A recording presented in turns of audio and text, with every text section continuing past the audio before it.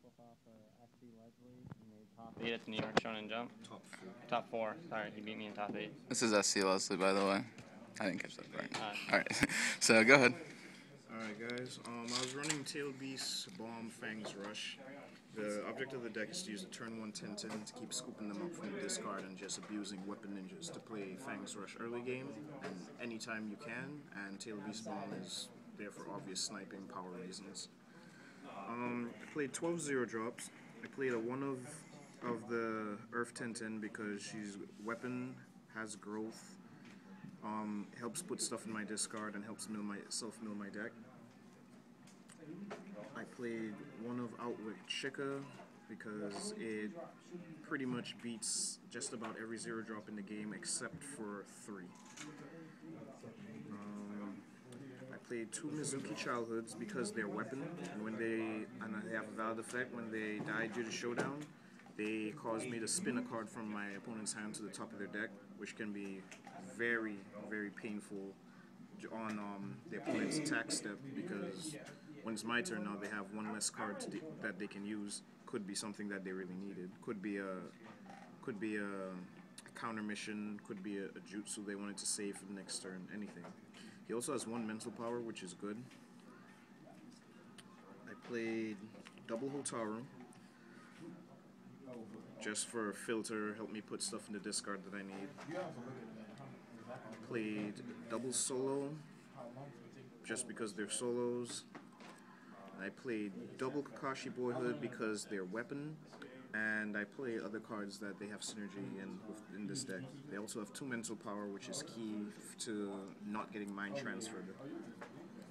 Then I had 2 tech cards. I played 1 of Kotaru Utatane, mental power. She was actually one of the really good 0 drops that saved me quite a few times during this event. I actually Shika's decision to her on turn 5 and won a game because of that. And I played a 1 of Tofu, who is extremely underrated, but extremely good. Valid effect that makes your opponent's missions have +1 entrance cost. Messed up a lot of people in the event, especially opening it on turn 0 and playing Fangs Rush with him because he is weapon. So these are the 0 drops.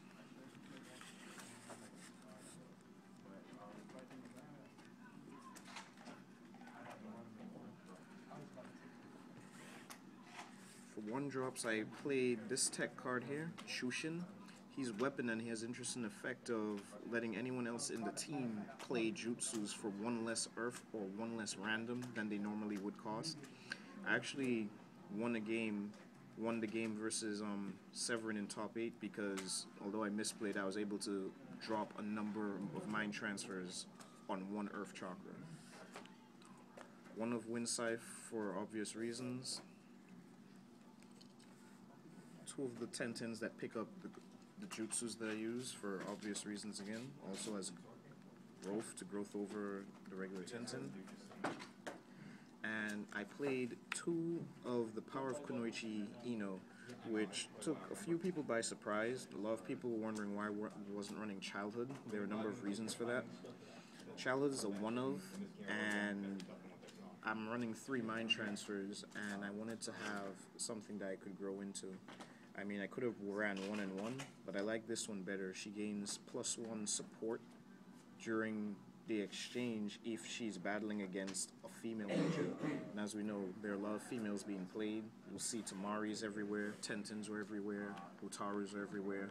And she charges she can also charge a card as a cost, which can really mess with people if they're doing chakra counting for jutsus, because I can charge a card in response to a jutsu and still chain my jutsu, and the card is already in chakra, so they can't really do much about it.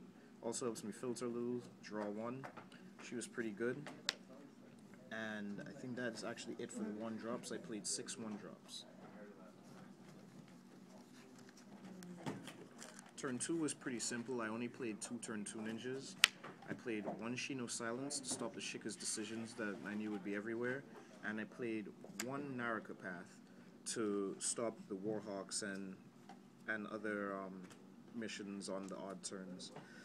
The really good thing about him is he has a really fun synergy against certain decks if I have the Tofu on the board, because now they can't play all their even missions if I'm playing against Earth or something that uses all their missions on even. So it was just pretty interesting. For 3 drops, I played 2 Two-Tails because he's the earliest user for Bijou Dama that I can regularly just play, and I played a 1 of Obito to stop opponents for the mirror. Opponent's Two-Tails, he can negate it by discarding a card from the hand, and he is also weapon, so he can also use Fang's Rush, which is the main point of this deck.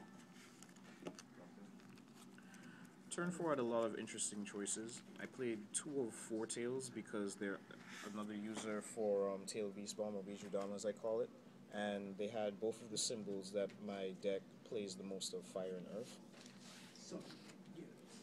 I played a 1 of Kurenai, which actually won me a game. Searchable and just Kurenai, which is great. Played Hidan because he's easy to dump in the discard. Yeah, I think it's out of the space.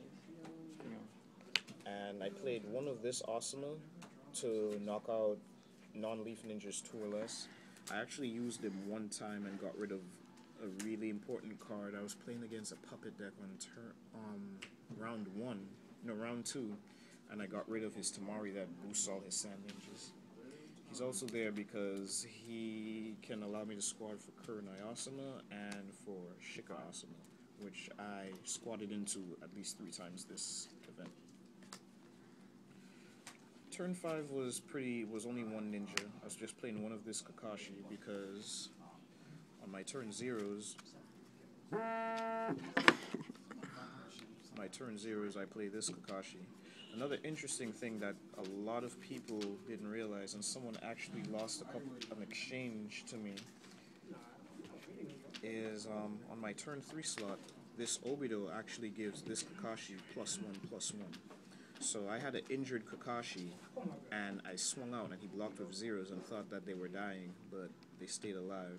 Also, when I sent him to Chakra and bring out this Kakashi, I actually got this guy to be an 8. So that was actually pretty large. It was actually really good.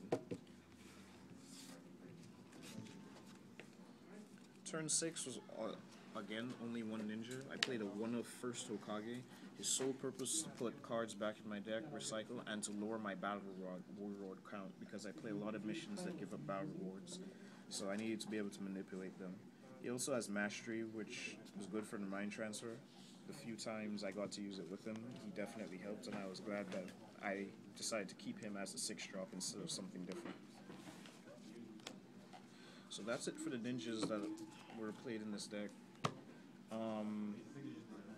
Missions. Turn 1, I played 6 missions. They're pretty self-explanatory. I played 3 Student Sensei. Originally, these were supposed to be Never-Ending Loves, but we did not get them for the event, so I was forced to stick with the other option. If they had been Never-Ending Loves, it would have made the deck a lot more consistent, but these did their job, and it helped. I played 3 of Axis of Evil because going through your deck and dumping Fang's Rush or Tail Beast Bomb and then having Tenten scoop it up immediately is so good. I won 2 or 3 games on that play alone, just luck sacking, stuff like that. Axis also has the really good effect of dropping Hidans in my discard, and if I've given up a lot of battle rewards, I get to draw 2 cards and get rid of 2 cards from my deck that I know I won't need anymore. Turn 3 was triple Shikamaru's decisions for obvious reasons. Just search females, draw a card, filter. And turn 3 was triple Warhogs to just get through as many cards in my deck as I possibly could.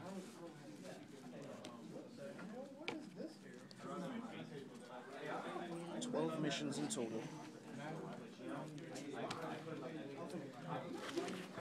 I played 8 Jutsus. The main card of this deck, Fang's Rush, which is a totally overpowered card, and I have no idea how Bandai thought that this was a good idea for this game. Any weapon dude can do it. It costs 2 random, and they look at your opponent's hand, and they pluck any card they want out of it, and they gain attack equal to the card's entrance cost. The real problem with this card is that I never really used it to gain attack. I used it to take away options as early as turn 1 to pluck Shikamaru's decision when my opponent went first, or to pluck their next drop and cause them to miss a drop. 10-10 picks them back up, Shushin makes them cost 1. So if I hit these early game, which is especially easy with Axis of Evil, it's really good. And that means my deck is doing exactly what I want it to do. I played 3 of Mind Transfers because I had pretty high mental power, or pretty decent at least, mental power ninjas in my deck. This is pretty much, if I can't beat them, join them scenario. Mind Transfers everywhere, and I really, really detest this card.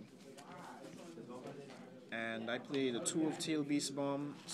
A few people asked me why I wasn't playing them at 3. It's because my deck is really all about Fang's Rush. Tail Beast Bomb is just an added benefit. There were some games where I definitely picked up Tail Beast Bomb, but the games were pretty much like secured because of the Fang's Rush. There was only one game that was secured where I had Tail Beast Bomb, and that was on a misplay on an opponent's part. All right, thank you for your deck profile, and congrats on your top 4. Thank you, VZ, and I'll do it next time.